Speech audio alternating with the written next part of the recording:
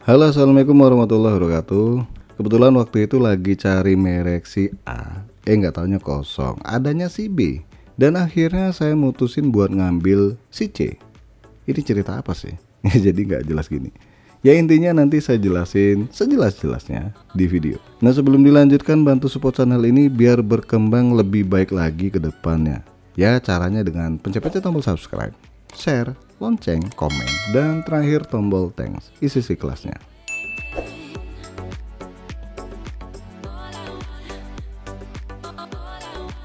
Balik lagi ke cerita abis itu tadi ya.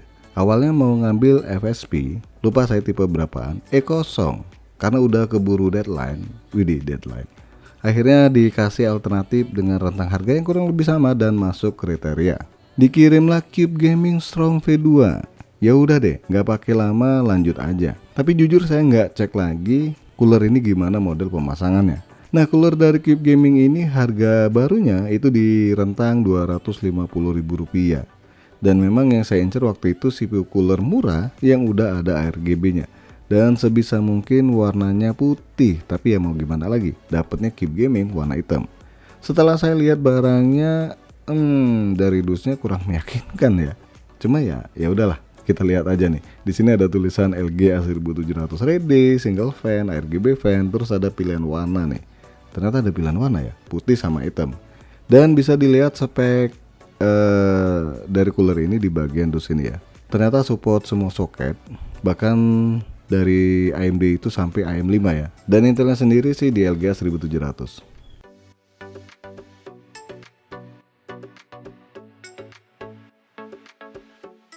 Oke, langsung aja nih saya keluarin CPU coolernya. Cuma berasa murah banget ya pas unboxing ya. Dan lah kok gini? Bentar, kita keluarin semua nih. Nah, kalau kalian paham, ini ada 4 buah plastik pengunci bracket. Kebayang dong pakai apaan bracketnya? Cooler yang satu ini. Terus dapat thermal paste sekali pakai, dan ya pastinya paham dong. Model gini model clip yang jelasnya di sebagian motherboard ini bakal nyusahin. Barang udah terlanjur dikirim dan mau dirakit ya mau gimana lagi, terima aja. Walaupun jujur model begini saya kurang suka. Dan coba lihat nih, CPU cooler dari Cube Gaming ini bentuknya kayak kurang gimana gitu ya. Dan ini bagian sirip sama pipanya udah dicat hitam ya. Dan memang kipasnya ini udah support ARGB ya, sama PWM. Dengan kecepatan putaran maksimalnya itu di angka 1700 rpm. Untuk kabel 3 pin ARGB-nya cabang 2, jadi bisa nambah lagi nih, tanpa harus beli splitter. Dan coba lihat bagian coopernya ini langsung nempel ke prosesor.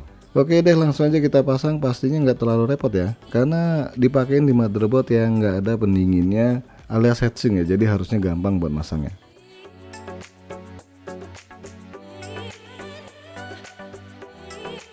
Di sini saya pakai PC berbasis Intel dengan soket LGA 1700. Terus prosesornya Intel Core i3 12100F versi tray, makanya wajib beli CPU cooler lagi.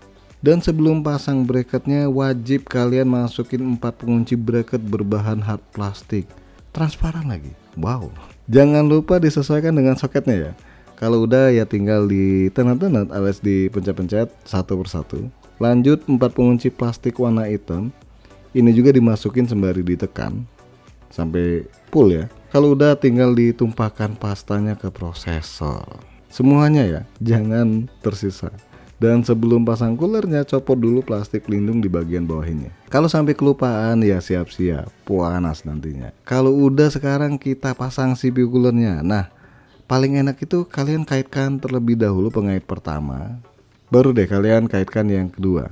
Udah sih cuma gini doang ya buat masangnya. Cepet kan? Tapi jujur kalau pakai motherboard yang saya bilang yang ada heatsinknya, ini bakal ngerepotin. Bahkan buat ngelepasnya itu susah. Ya nanti coba saya share video yang pernah saya rakit di motherboard yang punya heatsink tebal di bagian VRM-nya.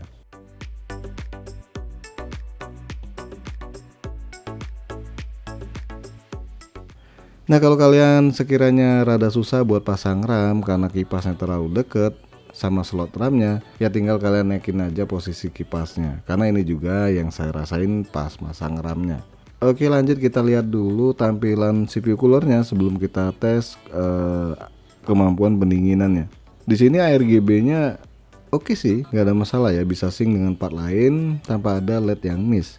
Cuma gimana ya? Bentukan CPU coolernya itu kurang eye catchy gitu ya, kayak apa gitu. Cuma ya udah deh, langsung aja kita tes aplikasi AIDA 64 dan saya jalankan selama kurang lebih 10 menit. Dan suhunya masih cukup adem karena hanya mentok di angka 64 derajat Celcius. Lanjut benchmark aplikasi dari Cinebench R24, hasilnya suhu naik dikit ya.